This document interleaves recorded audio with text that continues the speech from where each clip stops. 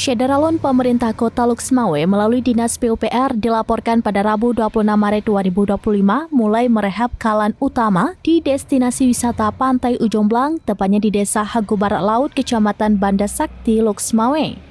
Sebelumnya, kondisi jalan tersebut sudah rusak parah dan bila musim hujan terlihat seperti kubangan. Bahkan sesuai laporan warga di kampung setempat, akibat jalan yang sudah rusak bertahun-tahun kerap menimbulkan kecelakaan lalu lintas.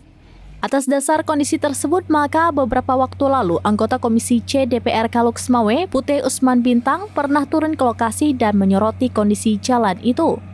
Di mana saat itu politisi Nasdem tersebut secara tegas meminta dinas terkait untuk segera melakukan perbaikan.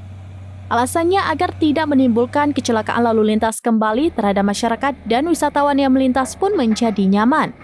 Usman Putih memberikan apresiasi kepada Pemko Luxmawe karena sudah melakukan pengerasan jalan ini. Apalagi menjelang Lebaran, arus lalu lintas tentunya akan padat.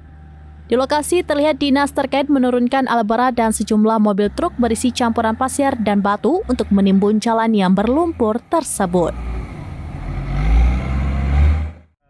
Kemarin ya kita usulkan ke pemerintah untuk diperbaiki jalan ini. Untuk sementara ini sudah direalisasi, alat berat sudah turun.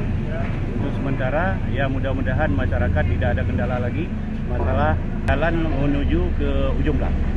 Jadi untuk sementara ini terima kasih untuk pemerintah Kota Luxmawe bahwa apa yang kami usulkan kemarin sudah.